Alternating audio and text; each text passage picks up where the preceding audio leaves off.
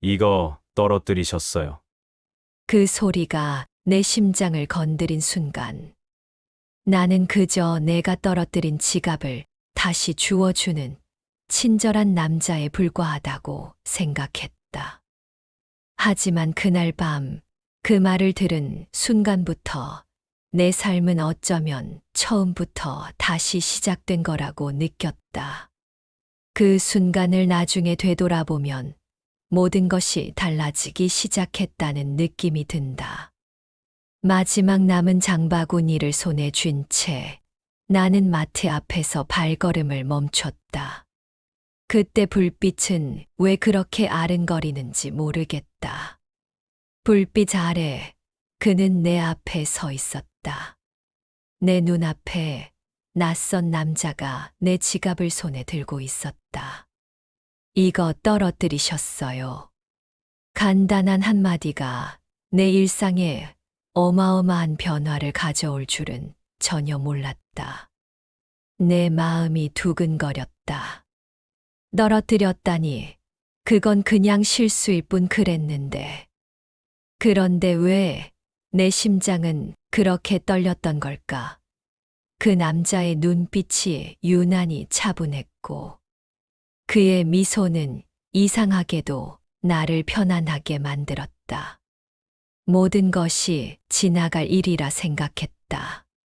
하지만 그날의 대화, 아니, 그 짧은 순간이 내 마음속에 불씨를 지폈다는 걸 나중에서야 알았다. 나는 잠시 멈추고 다시 그를 쳐다봤다. 감사합니다. 내 목소리가 떨렸다면 그도 그걸 느꼈을까? 어쩌면 아무렇지 않게 지나쳤을지도 모른다. 하지만 그와 나, 우리는 그 순간부터 끝없는 연대의 시작을 예감한 것처럼 아무렇지 않게 가벼운 인사를 나누고는 각자의 길을 떠났다. 그의 발걸음이 내 귀에 또렷하게 들렸다. 바람은 차가웠고 나는 문득 내 발걸음이 굳어버린 것 같았다. 그 밤 나는 뭔가 떠나는 것처럼 어딘가 멀어지는 기분을 느꼈다. 마치 내가 이미 너무 오래 머물러 있었던 곳에서 벗어나는 느낌이랄까. 단순한 실수일 뿐이지. 다시는 그와 마주칠 일 없겠지. 그렇게 생각했다. 내 삶은 그렇게 규칙적이었다. 48, 나는 글을 쓰며 살아가고 있다. 결혼은 끝났고 그 후의 삶은 아주 조용했다. 원고 마감이 다가오면 그때부터는 밤낮이 바뀐다. 그럴 때마다 일상은 조금씩 흐트러지고 나는 그저 마치 기계처럼 하루를 보낸다. 그다지 큰 감정의 변동이 없고 그냥 매일 똑같은 일들이 이어진다.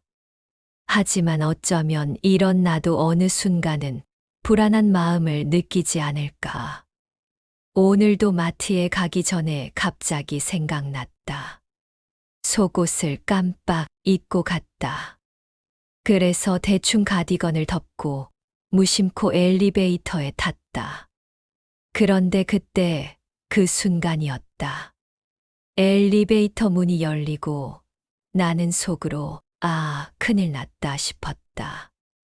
그 순간 그 남자가 12층에서 타면서 내게 말을 건다. 지갑 잘 챙기셔야죠. 나는 순간적으로 멈칫했다. 그가 나에게 지갑을 건네고 나는 그저 고맙다는 말을 했지만 무언가가 내 안에서 크게 흔들린 것 같은 기분이 들었다. 석두. 바로 그 사람. 마트에서 우연히 마주쳤던 그 남자였다. 그가 내 눈에 다시 보였을 때 나는 무언가 이질적인 느낌을 받았다.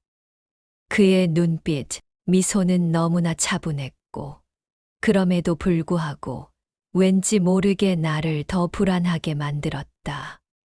그가 내게 다가온다. 그가 내게 말을 건다.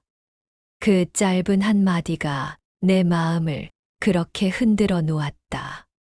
지갑 잘 챙기세요. 그 말을 듣고 나서는 마치 내가 잃었던 뭔가를 되찾은 것 같았다. 내 마음 속에 무언가가 돌덩이처럼 쌓였던 기분이었다. 그저 한마디였지만 나는 그렇게 느꼈다. 그 말이 나의 일상에 침투하기 시작한 것 같았다. 그리고 그날 밤 나는 다시 그를 마주쳤다. 마트 앞 벤치에서 우연히 만나 우리는 다시 대화를 나누게 되었다. 그가 내게 맥주 한 캔을 권하고 나는 잠시 고민한 끝에 받아들였다. 그날 우리는 별다른 얘기도 없었지만 서로의 말에 묘하게 마음이 쏠렸다. 우리는 서로의 상처를 공유하며 말 없이 위로해 주었다. 석두는 자신이 전처와 별거 중임을 담담하게 얘기했고 나는 혼자 글을 쓰며 느끼는 고독감을 털어놓았다. 대화는 자연스럽게 이어졌고 그때 우리는 서로를 비난하지도 위로하지도 않았다. 그냥 그저 서로의 이야기를 들으며 마음속 깊은 곳에서 끓어오르는 어떤 감정이 스며들었을 뿐이다. 그날 처마 밑에서 다시 만난 우리는 마주 앉아 소주 한 잔을 나누었다. 그곳에서 우연히 나눈 말들이 결국엔 우리 두 사람을 하나로 묶을 시작이 되었고, 나중에 그때의 순간을 떠올릴 때, 우리는 단 한 번도 그때의 대화가 어떤 특별함을 지녔다는 사실을 알지 못했다. 밤의 공원은 고요했고, 그 안의 공기는 마치 시간을 멈추게 하는 듯했다. 혜인은 원고에 쫓기다 지친 몸을 이끌고 공원으로 나왔다. 그날도 평소처럼 한숨을 내쉬며 공원의 벤치에 앉았다. 그런데 그곳에서 한 사람의 모습을 발견했다. 멀리서 허리를 굽혀 쓰레기를 주워 담는 사람. 혜인은 처음엔 그 사람이 석두라는 것을 몰랐다. 그냥 공원에서 쓰레기를 주운 한 사람이겠거니 생각하며 한참을 그를 지켜봤다. 그때 석두가 고개를 들어 혜인과 눈이 마주쳤다. 혜인은 그때서야 그가 석두라는 것을 알았다. 석두는 관리인이 아니라 그냥 자신만의 방식으로 시간을 보내는 이웃일 뿐이었다. 그의 모습이 이상하게도 혜인에게 다정하게 보였다. 그가 쓰레기를 주워 담고 있다는 단순한 모습이 왜 그렇게 마음에 와닿았을까? 그는 그저 평범한 일상을 살아가는 사람이었지만 그 평범함 속에서 묘한 안정감을 주는 사람이었다. 그날 이후 혜인은 석두와 몇 번 더 마주쳤다.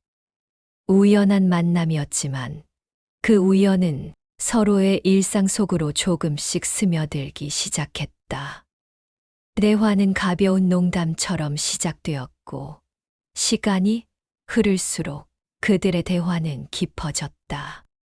두 사람은 각자의 상처를 이야기하며 아무 말 없이 서로를 이해하는 시간들이 늘어갔다. 어느 날 혜인은 석두에게 물었다. 왜 이렇게 공원에 자주 오세요? 석두는 조금 생각하더니 답했다. 그냥 시간이 나면 이렇게 나와서 바람 쐬는 게 좋아서요. 가끔은 사람들 속에 있어도 외로울 때가 있잖아요. 혜인은 그 말에 무언가 묘한 공감이 느껴졌다. 자신도 원고에 쫓기며 홀로 살아가고 있던 시절, 자신이 마주했던 외로움이 떠올랐다. 그리고 그 외로움 속에서 조금씩 그를 이해하기 시작했다. 그들은 맥주 2캔을 들고 벤치에 앉아 이야기를 나누었다. 아무리 이야기를 나눠도 그들의 대화는 언제나 편안하고 자연스러웠다. 혜인은 석두의 삶에 대한 이야기를 들으며 자신도 모르게 그의 일상에 스며들고 있었다. 그들의 대화 속에서 서로의 상처와 아픔이 말로 표현되지 않았지만 그 이해는 점차 커져만 갔다. 비가 내리기 시작했다. 두 사람은 함께 처마 밑으로 피신했다. 그때 석두는 다시 한번 조심스레 말했다. 한 잔 더 하실래요? 혜인은 그 말에 잠시 멈칫했지만 결국 고개를 끄덕였다. 그리고 그 밤 서로를 조금씩 알아가면서 그들은 나란히 앉아 맥주를 마셨다.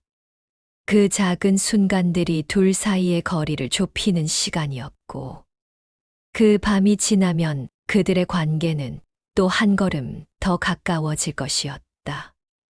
시간이 지나면서 혜인과 석두는 점차 일상의 일부가 되어갔다. 어느 날 아침 혜인은 눈을 뜨자마자 부엌에서 퍼져나오는 된장찌개의 냄새를 맡았다. 잠시 멍하니 누워있던 혜인은 그 냄새를 따라 부엌으로 향했다. 석두는 어색하게 식탁에 음식을 차리고 있었다. 혜인은 그 모습을 보고 무언가 말할 수 없을 만큼 따뜻함이 가슴을 파고드는 느낌을 받았다. 일찍 일어나셨네요. 혜인은 석두를 향해 말했다. 석두는 웃으며 대답했다. 네, 그냥 나름 일찍 일어났어요. 그의 말투는 그리 특별할 것도 없었지만 혜인에게는 그 순간이 특별하게 느껴졌다. 그렇게 두 사람은 그날의 아침을 함께 했다. 아침이 주는 묘한 온기가 두 사람의 관계 속으로 녹아들어갔다. 아무리 작은 순간이더라도 그때마다 혜인은 자신이 조금씩 석두에게 더 가까워지고 있다는 것을 느꼈다. 석두는 혜인이 원고 마감을 하고 지친 날이면 항상 밥을 차려 놓았고, 혜인은 석두가 바쁠 때는 반찬을 남겨두곤 했다. 그들은 말없이 서로를 돌보았다. 그런 작은 행동들이 그들의 관계를 더욱 깊게 만들었고, 매일 그렇게 쌓여간 일상 속에서 서로의 존재는 더욱 확고해졌다. 어느 날, 혜인은 몸의 변화를 감지했다. 피곤하고 입맛이 변했으며 졸림이 늘었다. 병원에 갔을 때 의사는 혜인에게 임신이십니다라고 말했다. 혜인은 그 말을 듣고 혼란스러웠다. 예상치 못한 일이었고 그 기쁨과 충격은 한꺼번에 밀려왔다. 하지만 혜인은 그 기쁨을 누구보다 먼저 석두와 나누고 싶었다. 석두에게 그 소식을 전할 때 혜인은 속으로 많이 떨렸다. 하지만 석두의 반응은 예상보다 부드럽고 따뜻했다. 그는 혜인의 손을 꼭 잡으며 말했다. 우리 함께 하자. 걱정 마. 우리가 준비할 거야. 그의 말은 혜인의 불안감을 덜어주었고, 동시에 그들의 관계가 얼마나 깊어졌는지 깨닫게 했다. 이제 두 사람은 이 상황을 현실로 만들기 위한 준비를 시작했다. 임신은 그들에게 기적이자 숙제였고, 그들이 함께 할 수 있는 힘이 되어 주었다. 임신 소식은 곧 아파트 단지와 가까운 친지들에게 퍼졌다. 사람들의 반응은 엇갈렸다. 놀람, 축하, 걱정, 그리고 때로는 수근거림까지. 두 사람은 외로움 속에서 서로를 찾아갔지만, 이제는 그들의 선택이 주변에 미칠 영향을 고민해야 했다. 나이, 경제적 준비, 아이를 키울 공동체의 부족함 등 여러 현실적인 문제들이 있었다.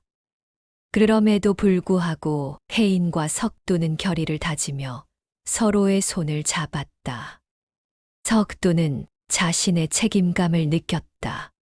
아이가 태어나면 더 큰 삶의 의무를 지게 될 거라는 생각에 무거운 마음을 품었지만 혜인과 함께라면 그 어떤 어려움도 헤쳐나갈 수 있다는 확신이 생겼다. 혜인은 임신 사실을 알리면서도 여전히 불안한 마음을 가졌다. 아이를 키운다는 게 생각보다 힘든 일이겠죠? 혜인은 석두에게 묻듯이 말했다. 그 말에 석두는 고개를 끄덕이며 말했다. 그래도 우리가 함께라면 괜찮을 거예요. 둘이서 함께 준비하는 거니까. 두 사람은 대화를 나누며 현실을 정리했다. 병원 일정, 생활비 계획, 직장과의 조율, 무엇보다 아이를 맞이할 준비를 철저히 해나갔다. 석두는 아기의 방을 준비하며 나무로 아기 침대도 만들었다. 혜인은 매일 밤 자신의 마음을 다잡으며 기록을 남기기 시작했다. 그들은 서로를 의지하며 하루하루를 차근차근 준비해 나갔다. 그럼에도 불구하고 그들의 결정을 바라보는 이웃들의 시선은 따가웠다. 혜인의 나이와 석두의 과거 이혼 문제는 그들이 넘어야 할 큰 장벽이었고 경제적인 상황도 녹록지 않았다. 그러나 두 사람은 그 문제들을 대면하며 하나씩 해결해 나갔다. 결국 그들이 맞닥뜨려야 할 문제는 단 하나였다. 그들이 함께 이겨낼 수 있을지, 그들이 만드는 가정이 과연 지금 이 시점에서 그들이 원하는 삶을 가져다 줄 수 있을지. 어느 날 혜인과 석두는 함께 공원에 나갔다. 벤치에 앉아 잠시 이야기를 나누고 있을 때 혜인은 석두에게 물었다. 혹시 그때처럼 내가 아무것도 못 해줄 때가 오면 어떡할까요? 그 말에 석두는 혜인의 손을 잡고 부드럽게 말했다. 너무 걱정하지 마요. 우리는 함께니까요. 뭐든지 다 함께 할 거예요. 혼자 힘든 적은 없을 거예요. 그때 혜인은 석두의 말에 마음이 가벼워지는 것을 느꼈다. 자신이 두려워하는 것은 단지 혼자라는 생각이었다. 하지만 이제는 석두와 함께라는 사실이 든든하게 느껴졌다. 두 사람은 서로를 위한 선택을 시작했고 그 선택이 얼마나 큰 변화를 일으킬지 그들은 아직 몰랐다. 그저 조금씩 다가오는 미래를 함께 준비해 나가고 있었다. 출산의 시간은 길고 고되었지만 동시에 가장 맑은 기적을 동반했다. 혜인은 고통 속에서도 묵묵히 숨을 고르며 석두의 손을 잡았다. 그의 손이 그렇게 따뜻한 이유는 무엇일까? 고통 속에서 함께 그 손을 잡고 있으면 무슨 일이 있어도 그 손만큼은 놓지 않겠다고 다짐할 수 있었다. 석두는 아무 말 없이 그녀의 이마를 식혀주며 혜인의 손을 잡고 있었다. 괜찮아, 혜인아. 우리는 함께야. 이제 조금만 더 버티면 돼. 그의 말은 단순한 위로가 아니었다. 진심이었다. 병실의 공기는 묘하게 묵직했고 그 공기 속에서 들려오는 아기의 울음소리는 모든 피로를 씻어내는 소리처럼 느껴졌다. 혜인과 석두는 그 소리를 듣고 나서야 비로소 숨을 깊이 내쉴 수 있었다. 그리고 그 순간 두 사람은 마치 모든 시간이 멈춘 것처럼 서로를 바라보았다. 그들에게 아이의 울음소리는 단순한 생명의 시작이 아니라 그들이 함께 이룬 기적의 시작이었다. 아이와 함께 맞는 첫 밤은 또 다른 훈련이었다. 수유와 기저귀 갈기, 밤중의 작은 울음소리에 반응하는 법을 배우면서 두 사람은 부모로서 조금씩 성장해갔다. 피곤함 속에서도 그 기쁨은 작지만 단단한 기둥처럼 두 사람을 지탱해 주었다. 친지들의 방문과 축하 속에서 혜인과 석두는 자신들이 택한 이 길이 옳았음을 재확인했다. 완벽하지 않은 두 인간이 만나 완벽하지 않은 아이를 돌보며 만들어가는 가정은 그 자체로 빛났다. 그들은 더 이상 미완성된 존재가 아니었다. 그들의 삶은 하나로 이어지는 완벽하지 않은 삶이었지만, 그럼에도 불구하고 서로를 위해 살아가는 가치가 있었다. 그들은 그런 삶 속에서 더 큰 의미를 찾아가고 있었다. 세월은 또 흘렀다. 아이의 웃음소리와 걸음마, 첫말들이 집안을 채우자 두 사람은 소소한 일상 속에서 깊은 연대를 느꼈다. 원고 마감의 압박도 가끔 불안한 밤도 있었지만 혜인은 이제 알았다. 사랑은 불꽃처럼 타오르는 것이 아니라 매일의 밥상, 기저귀, 그리고 서로를 배려하는 작은 선택들로 완성된다는 것을. 그들은 함께 늙어갈 것을 약속하며 매일을 바느질하듯 이어갔다. 아이의 첫 걸음마와 첫 말은 그들의 사랑이 얼마나 진지했는지를 증명했다. 그들은 이 모든 일상 속에서 또 다른 사랑을 찾았다. 그것은 한 사람을 사랑하는 것만으로는 완성되지 않았다.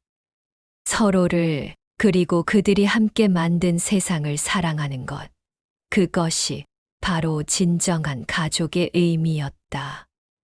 혜인과 석두는 서로를 믿고 사랑하며 그들의 소중한 가정을 하나씩 채워갔다. 혜인과 석두의 이야기는 화려한 서사가 아니었다. 그들의 사랑은 단순했다. 지갑을 주운 친절 하나가 시작되었고, 우연히 나눈 대화가 기적을 불렀다. 그들은 불완전한 상태로 만나 서로를 채우고, 작은 생명을 맞이하며 또 다른 삶의 장을 열었다. 밤의 원고와 아기의 울음 사이에서 혜인은 매일을 바느질하듯 이어간다. 사랑은 때로 말보다 행동으로 증명된다. 그렇게 그들은 서로의 곁에 머물며 평온을 지켜갔다. 이 이야기는 끝이 아니라 시작이었을 것이다. 혜인과 석두는 그들의 사랑을 통해 서로가 어떤 모습으로도 받아들이고 지지할 수 있는 존재라는 것을 깨달았다. 그들이 만든 세상은 점차 완전해져 갔다.